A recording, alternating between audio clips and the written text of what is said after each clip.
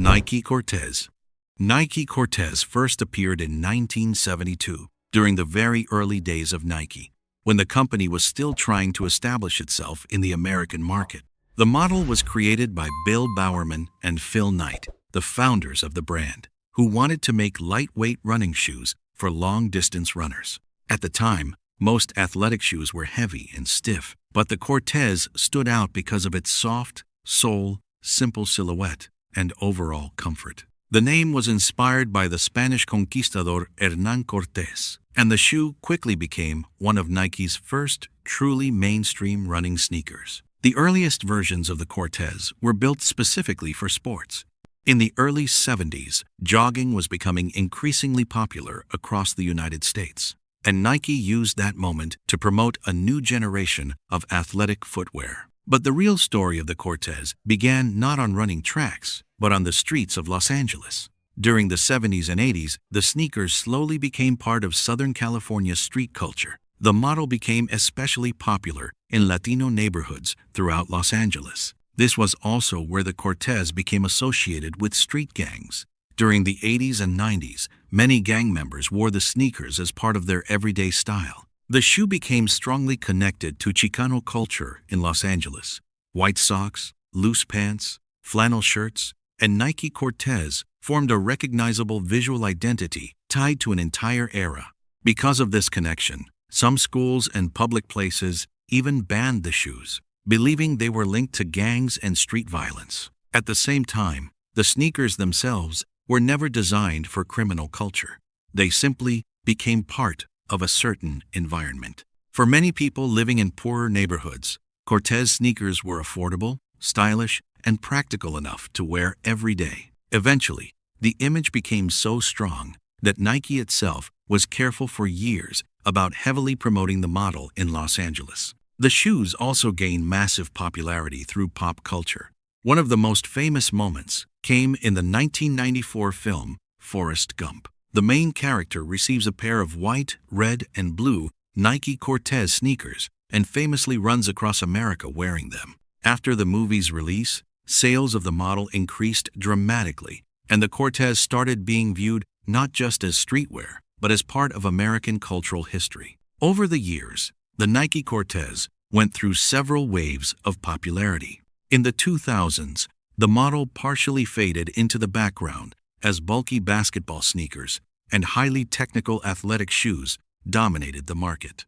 But later, the rise of retro sneaker culture brought renewed attention to classic designs. Today, the Nike Cortez remains one of the most recognizable sneakers ever created. For some people, it represents old Los Angeles street culture. For others, it is tied to hip-hop and breakdancing. Some remember it from Forrest Gump, while others connect it to 90s street fashion. Air Jordan 1. The Air Jordan 1 High is the original version, the one that started everything before Nike quietly updated the design nearly a decade later. It came out in 1985, built specifically for Michael Jordan during his first season with the Chicago Bulls, and it looked and felt different from what athletes were wearing at the time. The leather was premium, the construction was considered, and the shoe had a sense of purpose that most sneakers of that era simply didn't. It retailed for $65, which felt like a meaningful number back then. In 1984, rookie Michael Jordan was drafted by the Chicago Bulls on a contract worth an extraordinary $6 million.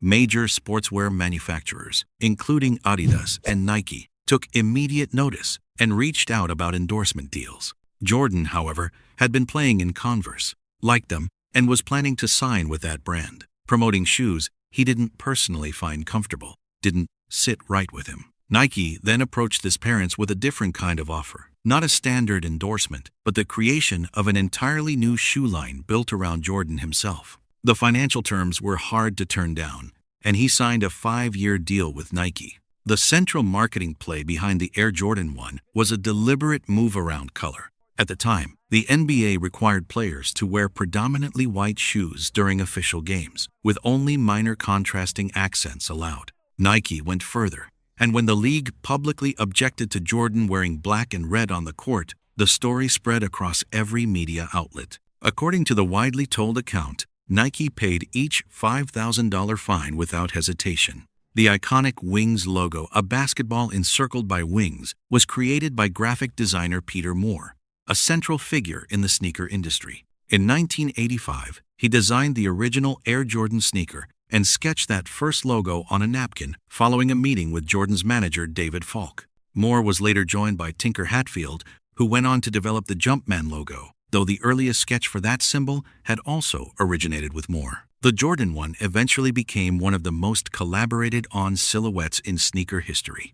Travis Scott, Off-White, Dior, and numerous other brands each produced their own interpretations, pushing the shoe well beyond its athletic origins and into the world of high fashion.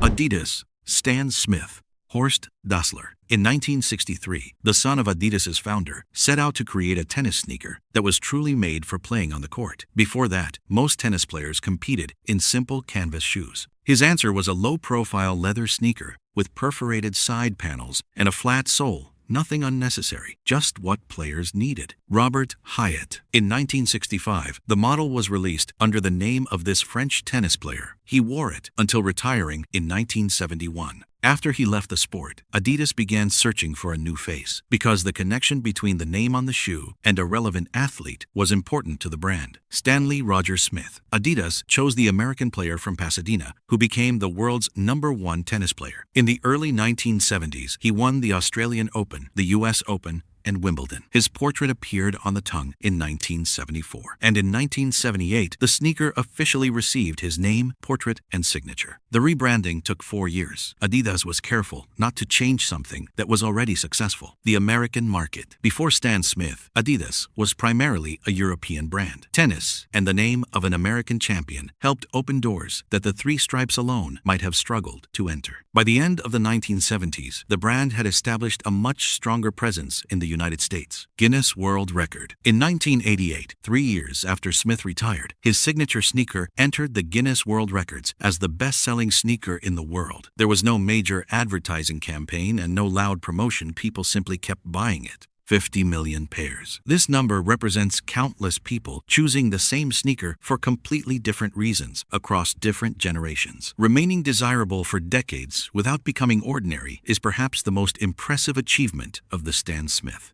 New Balance 2000 and 2R. In 2010, New Balance introduced the 2002 as a premium running shoe. It was designed without major budget limitations and featured some of the brand's best materials and technologies. At launch, it retailed for around $250, which was considered very expensive for a running shoe at the time. Despite its high quality, the model never became a mainstream hit. Over time, production was discontinued, and the 2002 gradually faded into the background, remaining known mainly among dedicated New Balance fans. In 2020, the company decided to bring the silhouette back in an updated form. The letter R stands for reintroduced. The design remained almost identical to the original, but the shoe received a more modern sole unit, making it more comfortable and more accessible to a wider audience. Today, the New Balance 2002R is considered one of the brand's most successful models of recent years. It combines a premium look, outstanding comfort, and the heritage of the original 2002, making it a true modern classic.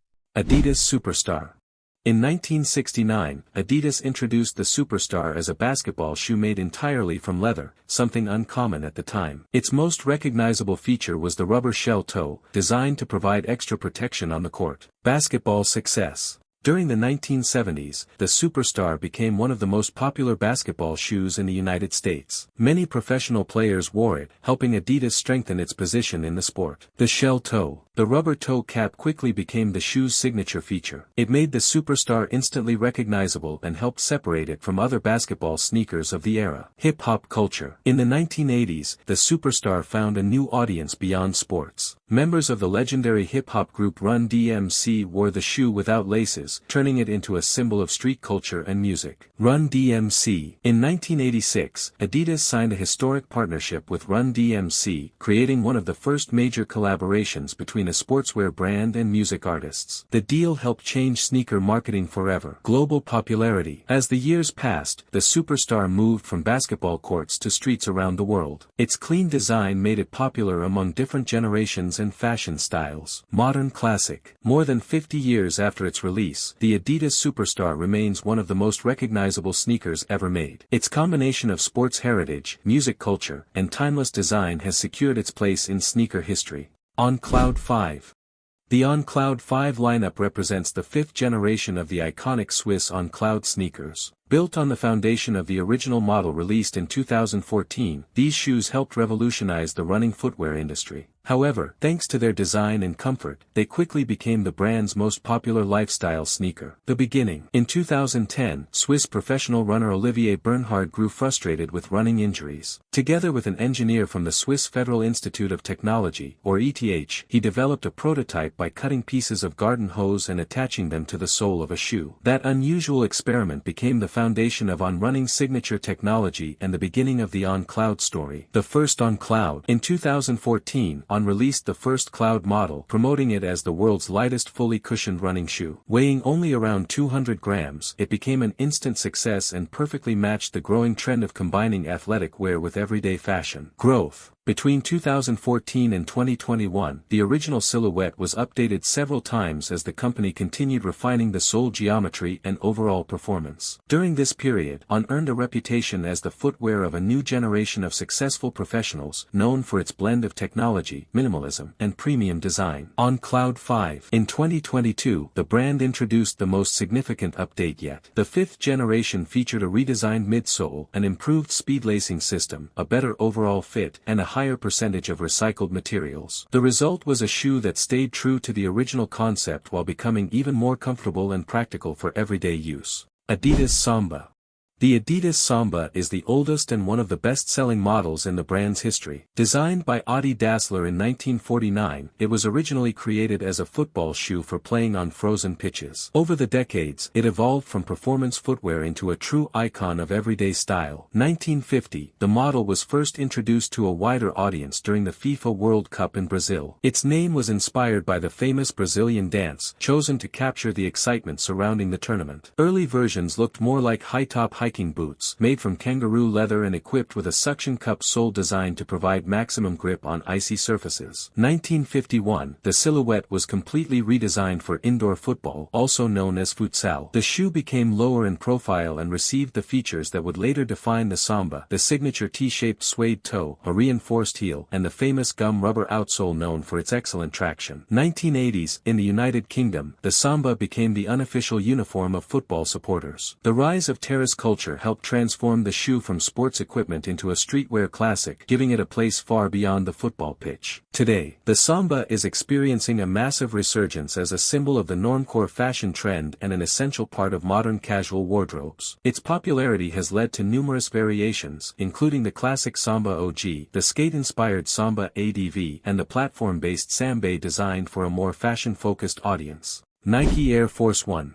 The legendary Nike Air Force 1 was created by designer Bruce Kilgore in 1982. It was the first basketball sneaker to feature Nike's revolutionary air cushioning technology. The shoe was named after Air Force 1, the aircraft used by the President of the United States, and it would go on to change not only basketball but street fashion as well. 1982, the first high-top version debuted with an ankle strap for added support. Its design was inspired by hiking boots, while the sole concealed the groundbreaking Nike Air technology that helped redefine performance footwear. 1983, Nike introduced the low-top version. The sneaker quickly became a favorite among street basketball players, and its popularity grew so rapidly that Nike abandoned plans to discontinue the model. From court to street, even as newer basketball shoes entered the market, people continued wearing the Air Force 1 off the court. The sneaker became especially popular in New York City, where it gradually evolved into a symbol of street culture and urban style. The white colorway. One of the most iconic versions is the all-white Air Force One. Its clean and simple design made it easy to pair with almost any outfit, helping it become a staple of everyday fashion around the world. Enduring legacy. Today, the Air Force One is available in thousands of variations, including models made with sustainable materials and countless collaborations with artists, designers, and brands. More than 4 decades after its debut, it remains one of the best-selling sneakers in the world.